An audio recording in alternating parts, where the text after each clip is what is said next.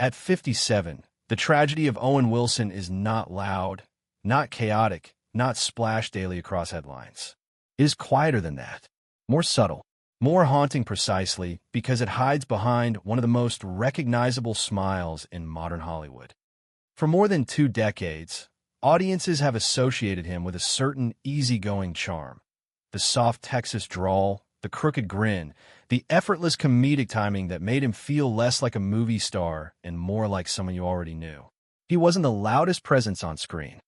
He was the calm in the chaos, the ironic observer drifting through absurd situations with a shrug and a half-smile. But behind that persona was a man carrying pressures that few people truly understood. Wilson's story began long before global fame. In the 1990s, he emerged not just as an actor, but as a creative collaborator, co-writing Bottle Rocket with Wes Anderson. That partnership wasn't just professional, it was foundational. It positioned Wilson as a thoughtful storyteller, someone who understood tone, rhythm, and emotional nuance.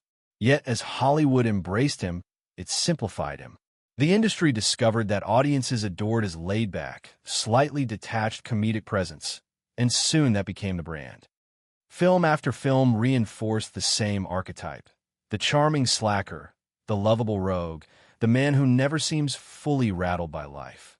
But life does rattle people, even those who appear immune. By the mid-2000s, Wilson was everywhere. Major comedies, box office hits, high-profile relationships. Public fascination with his personal life intensified, particularly as paparazzi culture reached its most aggressive era. Breakups became tabloid fuel. Rumors became headlines. The distance between private struggle and public image began to collapse. And then, in 2007, everything shifted. News broke that Wilson had been hospitalized following what was widely reported as a suicide attempt. The revelation stunned fans. The man who seemed permanently relaxed, permanently amused, had privately reached a point of such overwhelming despair that he nearly ended his life. It was a rupture in the illusion. The smile suddenly looked different. The laugh sounded fragile in hindsight.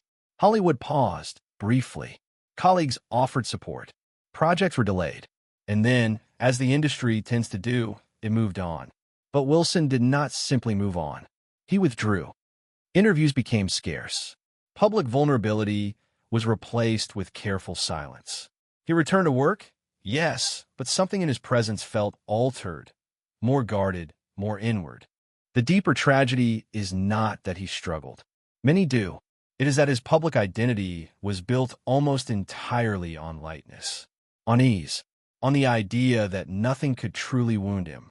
That contrast between the carefree image and the internal darkness makes his story so profoundly human. Mental health does not discriminate based on success. Fame does not insulate against despair. If anything, the constant performance of happiness can intensify isolation. At 57, Owen Wilson stands as a survivor of a battle that nearly consumed him. His career endured. His talent remained undeniable. But survival carries weight. It leaves marks.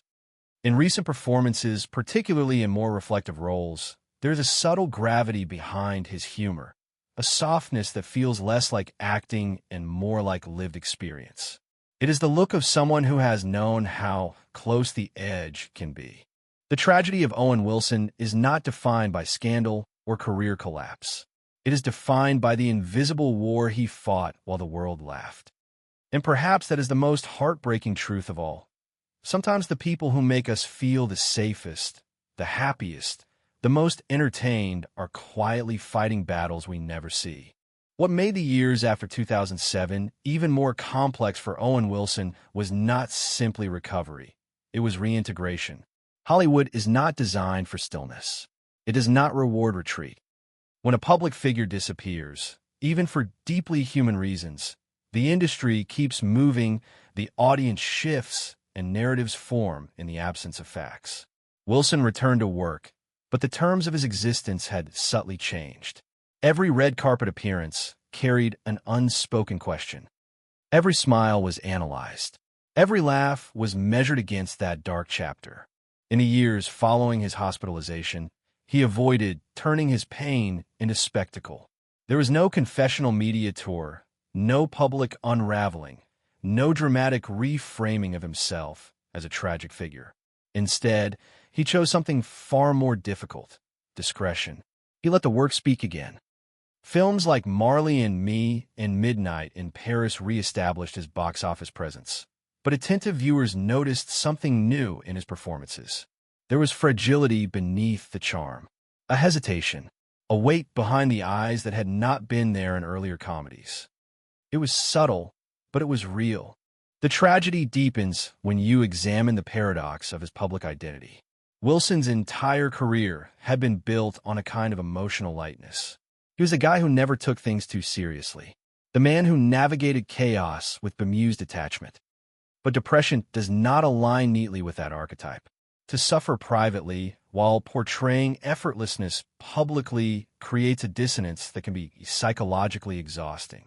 You're not only battling your own mind, you're protecting an image that the world expects you to maintain. At the same time, his personal life became increasingly complex. Fatherhood entered the picture. Relationships evolved and dissolved under the relentless gaze of media culture. There were reports about strained dynamics, especially regarding one of his children, details that were discussed publicly but never fully contextualized. The public rarely understands the intricacies of private decisions, yet judgment is swift and permanent. For someone already navigating mental health vulnerability, that pressure compounds quietly. Another dimension of Wilson's story is the broader cultural environment of the 2000s. This was an era before open conversations about mental health became normalized. Male vulnerability, particularly in Hollywood, was still stigmatized. Strength meant silence. Recovery meant privacy.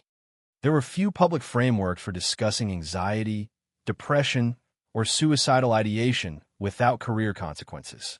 In that climate, Wilson's choice to survive and continue working without exploiting his pain was both protective and isolating. By his 50s, something else became clear. Endurance does not erase trauma. It reshapes it. In later roles, particularly in more reflective characters, there's a noticeable gentleness in his demeanor.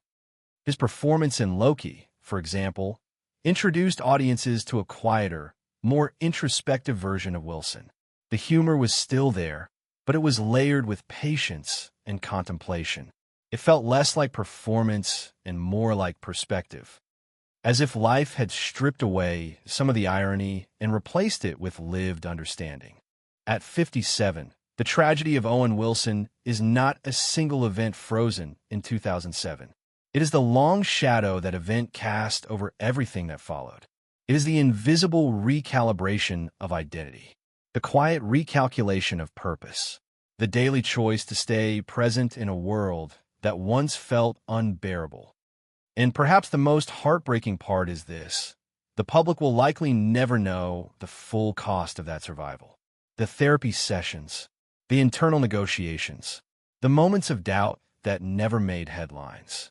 Yet there is something quietly powerful in his continued presence.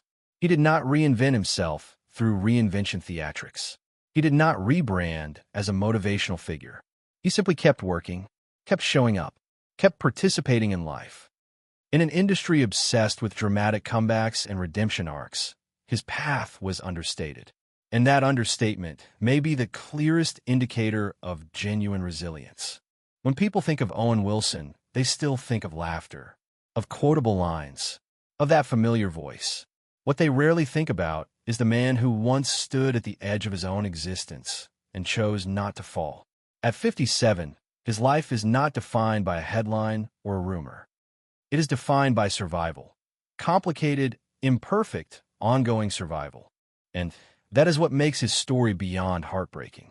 Not because it ended in tragedy, but because it almost did, and because the world only saw the smile while the storm was raging behind it.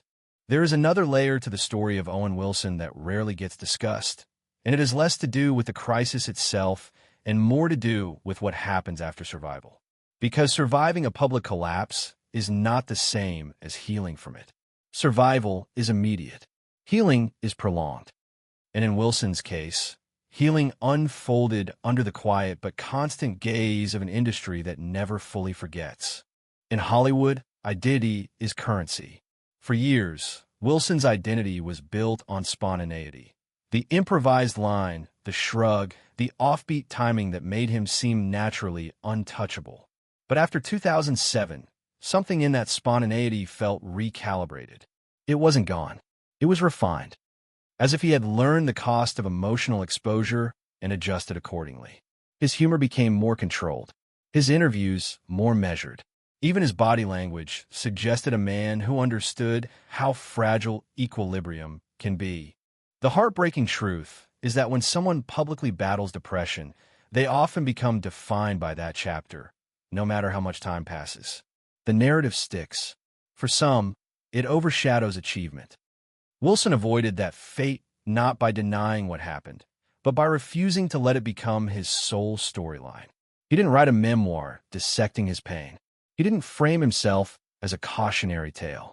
He simply continued, a choice that sounds simple but is psychologically complex. There's also the question of aging in Hollywood. At 57, Wilson exists in a space that is neither young leading man nor elder statesman. The industry shifts roles for men in their 50s, less romantic chaos, more paternal nuance, more reflective characters. And perhaps that evolution has suited him. In projects like Loki, audiences saw him embody a character defined by curiosity, empathy, and quiet steadiness. It felt aligned with where he is now, less frantic energy, more interior depth. But the tragedy lingers in subtler ways. Fame can amplify loneliness. When millions feel they know you, genuine connection becomes complicated. Trust narrows. Vulnerability feels risky. For someone who has already experienced a breaking point, that emotional calculus becomes even more delicate. How much do you reveal? How much do you protect? How do you maintain authenticity while safeguarding stability? Wilson has largely chosen privacy. And privacy, in the era of relentless digital commentary, is an act of resistance. It is also a form of self-preservation. By stepping back from excessive exposure, he created boundaries that may have been absent earlier in his career. That boundary building is rarely celebrated publicly, yet it may be one of the most significant indicators of growth. Another painful dimension of his narrative is fatherhood. Becoming a parent changes the architecture of one's internal world. For someone who once nearly succumbed to despair, fatherhood introduces both grounding responsibility and intensified fear. The weight of staying alive expands beyond oneself. Public discussions about his family life have at times been incomplete or speculative, and the complexity of those relationships cannot be reduced to headlines. But what remains clear is that parenthood adds stakes to survival. When examining Wilson's trajectory at 57, it becomes evident that the tragedy is not about decline. His career remains stable, his reputation intact. The tragedy lies in how invisible mental health battles can coexist with visible success. Society often measures wellness by external markers, box office numbers, awards, wealth, longevity. Yet none of those metrics capture the interior experience of despair or the courage required to endure it. In recent years, conversations around depression and suicidal ideation have become more open, more compassionate. Wilson's crisis occurred at a time when such openness was rare. Had it happened today, the cultural response might have been different, perhaps more supportive, perhaps less sensational. That context matters. It underscores how isolated someone in his position may have felt. And yet, there is something profoundly instructive in his continued presence. He did not allow a single catastrophic moment to define the totality of his existence. He returned to set. He collaborated. He built new creative partnerships. He stepped into roles that reflected growth rather than denial. There is quiet bravery in that continuity. At 57, Owen Wilson represents a version of resilience that is understated but real. Not triumphant, not loudly redemptive, simply steady. The heartbreak is in knowing how close he came to absence, how easily the story could have ended differently. The inspiration is in recognizing that it did not. Behind the familiar voice and relaxed cadence stands a man who understands fragility. A man who has confronted the edge and chosen, repeatedly, to step back. The public may still see the charm first, the humor, the quotable lines. But beneath that surface is a history of struggle that deepens every performance, every appearance, every quiet moment he remains here. And perhaps the most powerful truth of all is this: sometimes survival itself is the greatest act of strength. As the years move forward for Owen Wilson, what becomes increasingly evident is that his story is not structured like a traditional Hollywood arc. There was no dramatic public reinvention, no award season redemption speech framed around personal resurrection. Instead, there has been something far more human and far less cinematic: gradual stabilization. And stabilization, especially after a mental health collapse, is rarely dramatic. It is routine. It is therapy appointments that no one sees. It is choosing healthier rhythms. It is learning which environments nourish and which deplete. One of the most quietly painful elements of Wilson's narrative is how humor can become both refuge and mask. Comedians and comedic actors often live in that duality. Laughter is medicine, but can also be armor. When your professional identity is tied to being the source of lightness in other people's lives, admitting to personal darkness feels like betrayal of that role. For Wilson, whose on-screen presence has always radiated casual ease, the internal contrast may have been especially stark. The world expected him to remain unbothered. Depression does not negotiate with expectation. There's also the psychological aftershock that follows a public crisis. Once the world knows you reached a breaking point, you may feel pressure never to show weakness again. You become hyper-aware of perception. Every low mood feels dangerous. Every retreat feels suspect. That vigilance can be exhausting. The tragedy, then, is not only the initial collapse, but the prolonged awareness that millions witnessed your vulnerability. Yet over time, something else emerges: perspective. Aging brings a different lens. At 57, Wilson is no longer navigating early career volatility. He is not fighting for recognition. He is not scrambling for validation. The industry has already validated him. The audience has already embraced him. That shift allows space for intentionality. Roles can be chosen more carefully. Schedules can be shaped around personal balance rather than relentless ambition. His recent performances suggest an actor who understands restraint. There is a softness in his delivery now that feels deliberate rather than accidental.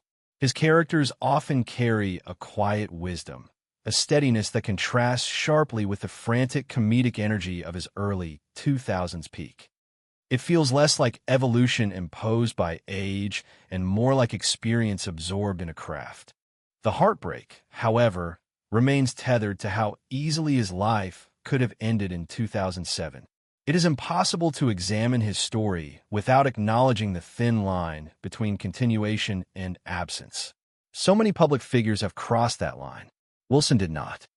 And that survival subtly reframes everything that followed.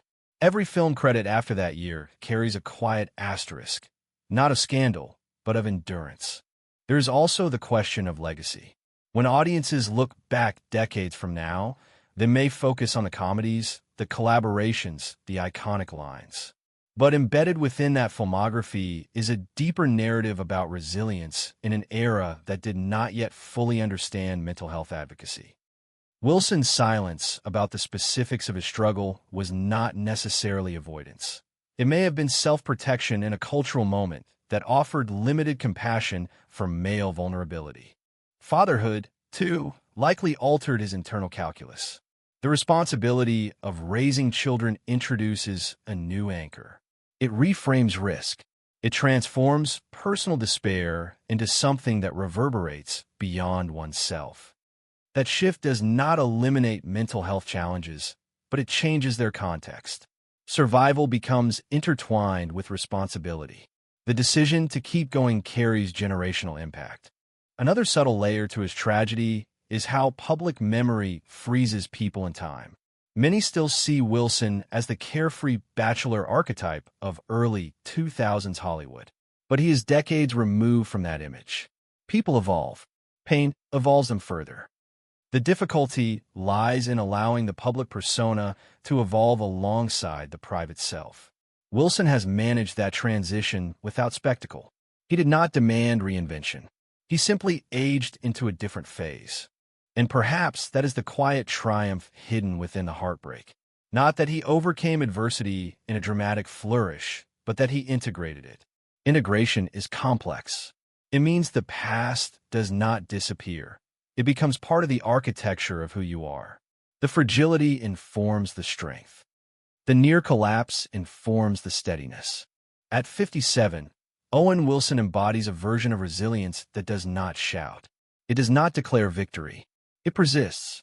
He continues to work, continues to collaborate, continues to appear on screen with that familiar cadence, but now layered with something deeper. A gravity that suggests awareness of how fragile life can be. The tragedy of Owen Wilson is not that his story ended in heartbreak. It is that it almost did, and that the world only glimpsed the surface of that battle. Beneath the smile that made millions laugh was a man navigating despair in silence. Beneath the casual charm was a human being confronting his own limits. And maybe the most profound truth is this: survival, especially quiet survival, rarely receives standing ovations. It unfolds in ordinary days, in steady work, in the simple act of remaining. At 57, Owen Wilson's greatest achievement may not be a film role at all. It may be the decision, made repeatedly, to stay. What makes the story of Owen Wilson even more layered at this stage of his life is the quiet recalibration of identity that happens when a person survives something that was never meant to be survived. There is a before and an after in any life-altering crisis. The public often remembers the headline. The individual lives with the internal shift. For Wilson, the after did not announce itself with dramatic confession or visible transformation. It unfolded invisibly, in habits, in boundaries, in perspective. One of the hardest realities about depression, especially for high-functioning individuals, is that it can coexist with productivity. Wilson continued to act, continued to deliver box office hits, continued to collaborate with major studios. To the outside world, functionality suggested stability. But functionality is not the same as inner peace. Many who battle depressive episodes become skilled at compartmentalization. They learn how to perform wellness while privately negotiating despair. The tragedy in Wilson's narrative lies in that invisible labor, the emotional effort required simply to appear normal. Over time, however, something shifts in those who endure and remain. The need to impress fades. The urgency to prove oneself diminishes. At 57, Wilson no longer carries the pressure of emerging stardom. He exists in a space of established credibility. That freedom allows for something rare in Hollywood: selectivity without desperation. It allows a man to prioritize equilibrium over exposure. There is also the subtle maturity in how he now occupies the screen. Early in his career, his characters often leaned into irony, detached observers navigating absurdity. In more recent roles, there is less detachment and more presence. The humor is gentler, the energy steadier. It feels as though the lived experience of fragility has softened the edges of performance. Audiences may not consciously register it, but they feel it. Another often overlooked element is the cultural evolution around mental health. When Wilson's crisis occurred in 2007, celebrity vulnerability was still filtered through tabloid sensationalism. Today, public conversations about therapy, anxiety, and suicidal ideation are far more common. Younger actors speak openly about burnout. Athletes step away for psychological well-being. In many ways, Wilson existed at the edge of that transition, a high-profile example of struggle before the language around struggle became normalized. That timing matters, because navigating despair in a culture that lacks vocabulary for it intensifies isolation. There were fewer public models of recovery, fewer communal narratives about healing. His path had to be carved quietly, privately, without the framework of a broader mental health movement to contextualize it. As he moves through his late 50s, another dimension emerges: legacy awareness. Aging in Hollywood often brings existential reflection. What will endure? What truly matters? For someone who once nearly vanished from the story entirely, legacy becomes more than professional. It becomes personal. It becomes relational. The relationships with his children, with collaborators, with longtime friends, these likely carry a different weight now. The heartbreaking aspect of Wilson's life is not ongoing scandal or decline. It is the knowledge that behind one of cinema's most relaxed personas exists a man intimately familiar with psychological darkness. A man who understands how swiftly internal narratives can turn against you. That awareness does not disappear. It integrates. It humbles. There is also quiet courage in not allowing a moment of collapse to define the entirety of one's narrative.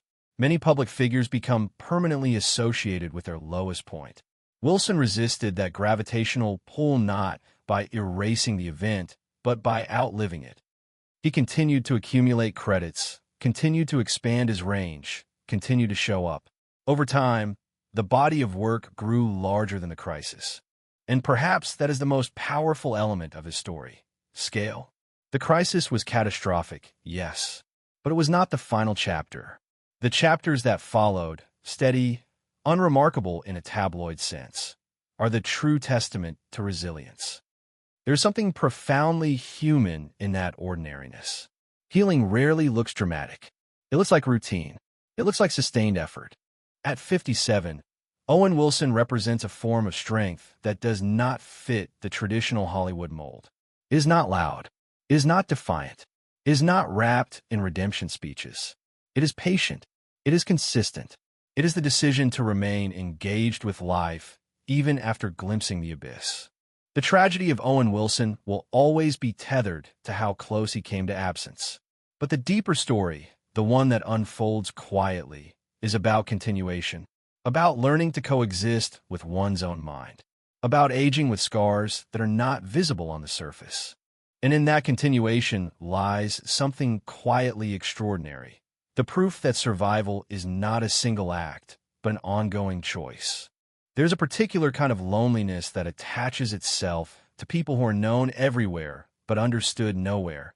And at 57, Owen Wilson exists squarely inside that paradox. Recognition is constant. Understanding is rare.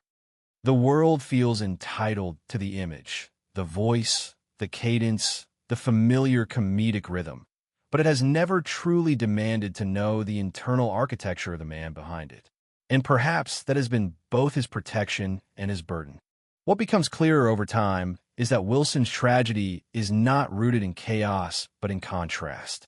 The contrast between public levity and private weight, between the character who never seems shaken and the human being who once reached a breaking point. That dissonance does not disappear with years. It reshapes how a person moves through life. It teaches caution. It teaches selectivity. It teaches the value of stillness. There's also something deeply human about how he never weaponized his pain. In an industry that often rewards confession and spectacle, Wilson chose restraint. He did not construct a narrative of heroic suffering. He did not anchor his identity to victimhood. Instead, he quietly reclaimed authorship over his life by continuing to work without turning trauma into branding. That choice reflects a particular kind of strength, one rooted in dignity rather than performance. As time passes, survival transforms into perspective. People who have confronted despair often develop heightened awareness of fragility, not just their own, but others. That awareness softens interactions. It deepens empathy. It shifts ambition from conquest to balance. Wilson's later career suggests a man less interested in dominating headlines and more interested in sustaining equilibrium. He appears comfortable in ensemble spaces, content to contribute rather than command. The cultural lens has also evolved around him. Today, mental health is discussed with far more nuance than it was in the mid-2000s. Younger audiences consume stories of vulnerability differently. There is less mockery, more compassion. In many ways, Wilson's earlier crisis helped expand that conversation, even if unintentionally. High-profile moments of collapse forced society to confront uncomfortable truths about pressure, isolation, and the myth of celebrity invulnerability. But what often goes unexamined is the aftermath, the years after the headlines fade, the slow rebuilding of trust in oneself, the recalibration of daily habits, the discipline required to monitor one's internal state without succumbing to fear. Recovery is not linear. There are plateaus. There are setbacks. There are quiet victories that no one applauds. That long arc of stabilization may be the most profound chapter of Wilson's life. Another dimension of his story lies in identity beyond performance. For decades, he was defined primarily by how he made audiences feel. Laughter became currency. Charm became expectation. But at some point, a person must negotiate who they are when they are not performing. That negotiation can be destabilizing, especially if the performance has been consistent and rewarded. Wilson's shift toward more reflective roles suggests an integration of self rather than separation from it. Fatherhood likely reinforced that integration. The presence of children alters one's psychological landscape in ways that are difficult to articulate publicly. It adds stakes. It adds urgency to wellness. It also demands emotional availability. For someone who has experienced internal darkness, maintaining that availability requires deliberate effort. It requires commitment to self-regulation and growth. The tragedy often associated with Owen Wilson centers on a singular moment. But the deeper tragedy is how invisible his continued effort has been. Society tends to romanticize dramatic redemption arcs while overlooking sustained resilience. Wilson's path has not been dramatic. It has been steady. And steady resilience rarely becomes headline material. At 57, he stands not as a cautionary tale, but as evidence that collapse does not have to define destiny. His life underscores a quieter truth. Healing can coexist with humor. Depth can coexist with charm. Pain can coexist with productivity.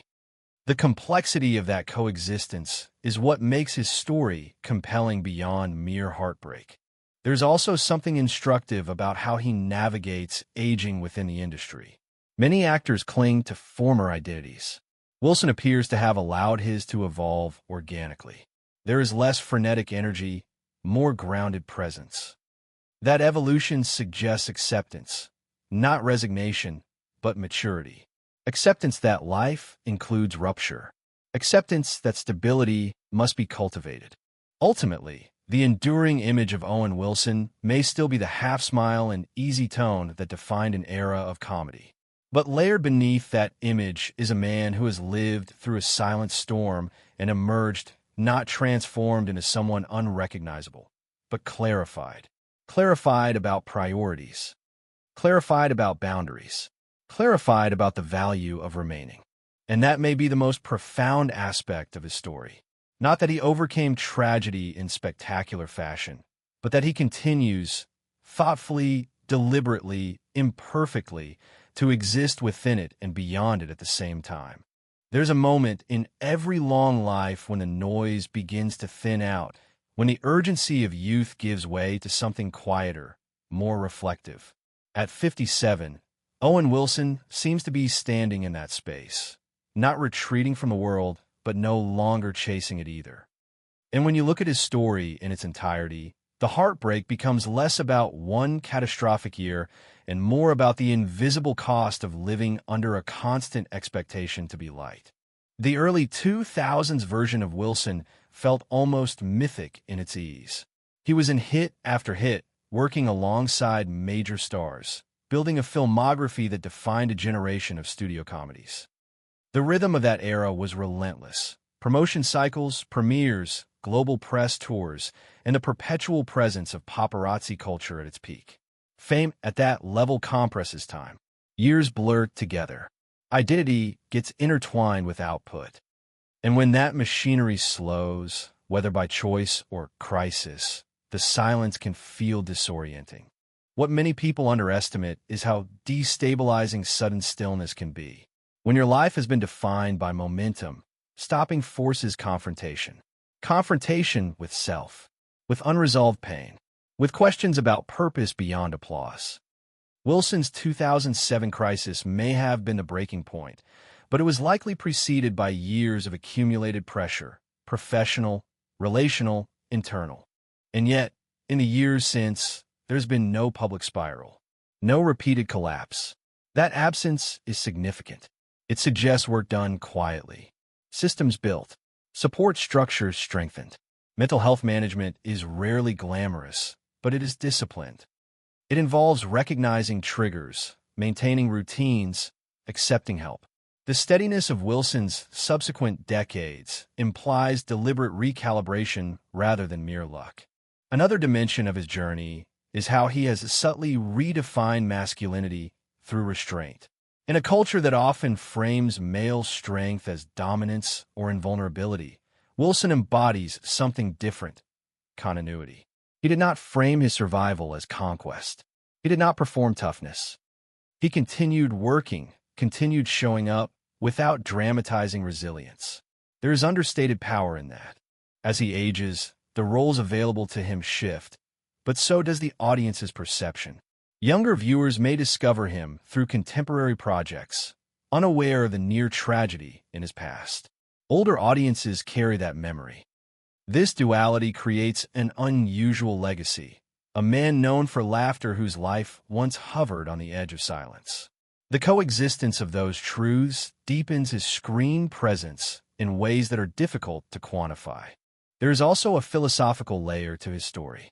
People who survive their own breaking point often describe a shift in how they perceive time. The future feels less abstract. Moments feel more fragile. Gratitude becomes more specific. It is plausible that Wilson's quieter demeanor in recent years reflects that recalibrated relationship with time, a man less concerned with acceleration and more invested in sustainability. His collaborations, too, suggest intentionality.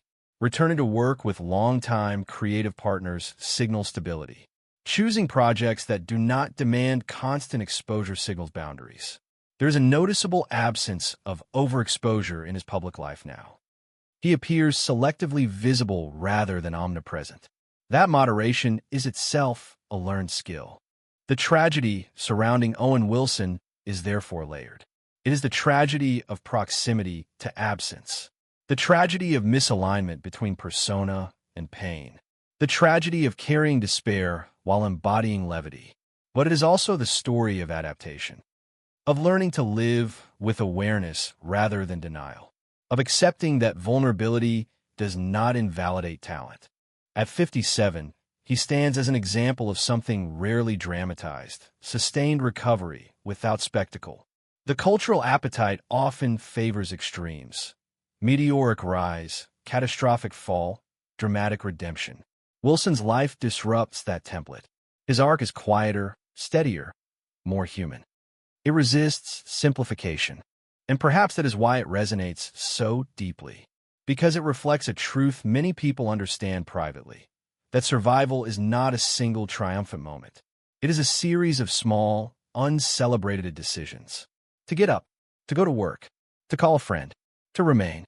When audiences watch him now, hear that familiar cadence, see that half smile, they're witnessing more than comedic timing. They are witnessing continuity, the continuation of a life that once came dangerously close to ending, the continuation of creativity despite internal storms, the continuation of fatherhood, collaboration, aging. The heartbreak remains embedded in the knowledge of how fragile the continuation once was. But alongside heartbreak sits something quieter and more enduring: evidence that even those who seem effortlessly light can learn to carry their own weight without collapsing beneath it.